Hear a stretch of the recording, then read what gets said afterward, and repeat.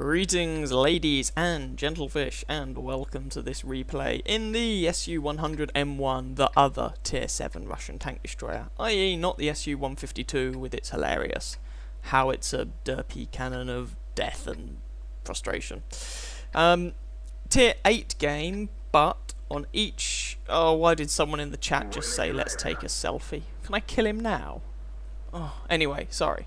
It's a Tier 8 game, but each side only has one actual Tier 8 proper tank, if you will, and one Tier 8 artillery. Now, that does not mean the artillery is no threat. It can one-shot me, certainly. Especially the GW Tiger P. That thing gets like 1800 base damage on its gun, which is ridiculous. But anyway. But it means that the only Tier 8 combat tank we have to deal with is the IS-3. Now, IS-3s are still a threat, but, you know, we can hopefully at least do something about that. So you can see initially this tank, probably the single best feature about this thing is its mobility. You know, I was doing 50, 51 kilometers an hour there. I don't think you'd be able to do that consistently in any other Tier 7 tank destroyer, and that's really where this thing shines. And you can whinge about some of this tank's other features, but its mobility is not to be sniffed at. So KV-1S has been spotted over there in the town, and he's got some heavy tank friends, and I'm just trying to cover the other side of the map. What's he got? IS-3 T-29. Alright, well, I'm not surprised. The heavies, especially ones with good gun depression, usually go to around that area. I should point out, actually, we are, of course, on Westfield, the map with the broken bridge that's hilarious to try and jump in a light tank. Even funnier when you actually succeed. And so far, nothing's been spotted. Hurrah! Someone has died. That KV-1S went pop. I really want to find that VK, the guy who mentioned a selfie. I want to kill him. I've no idea if I do actually kill him. I can't remember. Honest to God. Hope I do. And I'm just staying some distance behind the bush in front of me that I'm planning to shoot through, because then that means when I fire, I won't actually be spotted. If you're right next to the bush that you're trying to use as cover, you fire, the camo bonus of the bush of any cover within 15 meters of you evaporates into a puff of its own logic, and you are left sitting out in the open feeling decidedly underdressed. However, if you stay 15 meters behind the bush you're shooting through, then it's outside of that 15 meters, its camo bonus does not disappear, and you giggle as you keep shooting people. Which is always amusing, especially in a tank destroyer. So that KV-1S on our team is getting completely worked over, and suddenly we are losing 0-4. Ah, dear, never mind. 1-4, hurrah, we killed one of them. Go us.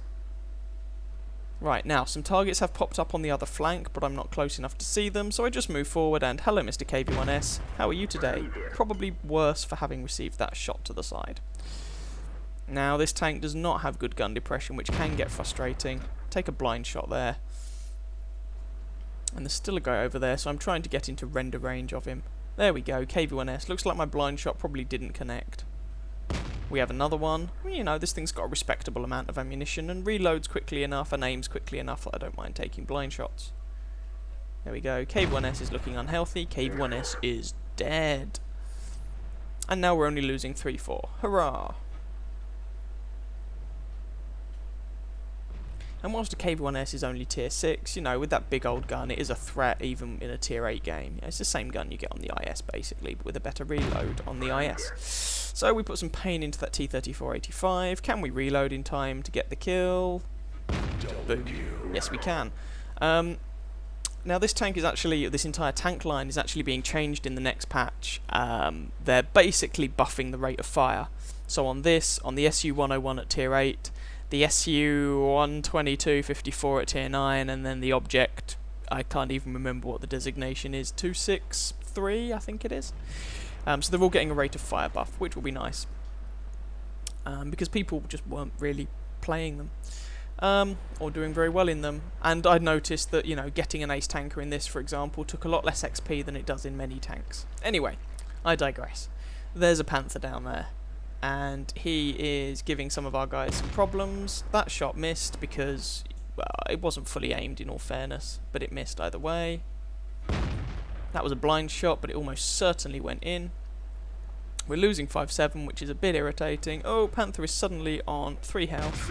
Panther is suddenly on no health. Hellcat. Now ideally you want high explosive to deal with the Hellcat. I haven't loaded high explosive for strange, mysterious, magical reasons. I think I wasn't convinced that I was going to be shooting the Hellcat next. And also, whilst high explosive against a Hellcat is good, if you end up with a shot against the turret like that, it can actually be quite frustrating because the turret has enough armour that you won't penetrate, you'll just do splash damage. And so AP, regular AP, is better against the turret of a Hellcat. So actually it worked out that it worked out well that I didn't load high explosive. Now that was a terribly aimed shot, and I'm getting return fire, and the Hellcat drives away. Now the VK is already dead, which is good because, you know, he made a reference to a selfie, but bad because I didn't get to be the one to finish him off. Nonetheless, we are on 3 kills. Now, there's that Hellcat down there still somewhere. Ooh, I see some artillery. FV304. Looks like a really fun machine. I do want to play it at some point. There we go. High damage roll puts him on 18 health. And one more shot. Oh, someone's tracked him. And he's dead. KV-1S over there. Oh no. Burns to death. Panther gets the kill. So there's a Hellcat, an ARL, and the GW Tiger P, who just obliterated a Hellcat. We're winning 12-9. Hurrah! Looks like we're hopefully going to win. I'm just trying to provide some fire over there in case, well, there's someone sitting over there, I guess, but with hindsight, it's unlikely that the ARL's going to be there, and the Hellcat isn't probably going to be there because, you know, he was down the bottom of the valley before. Hellcat takes out the Panther. I still haven't taken a point of damage, which is quite nice. And let's just charge.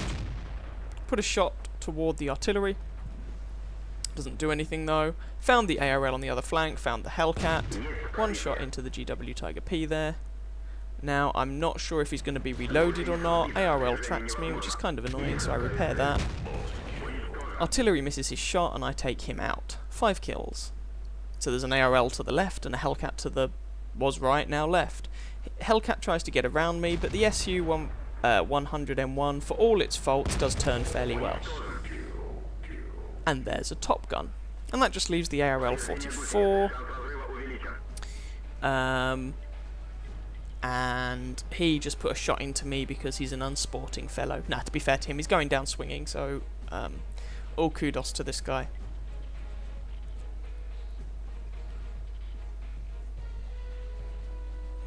And we're just waiting for someone else to spot him because I'm very conscious that depending on what gun he's got, he can make my life very difficult. He's on full health. He's on less than full health now. I don't actually have a shot because, well, terrain. And into the turret. Bounced. What? Ugh. That shot should have hit if there were any justice in the world. That one hits. 110 finishes him off. And there we go, that's the game. We win 15-10. And I get a Top Gun out of it, which is quite nice. I hope you guys enjoyed. If you did, please feel free to catch some of my other videos and or subscribe to my channel. And I wish you happy hunting on that battlefield. Ciao ciao.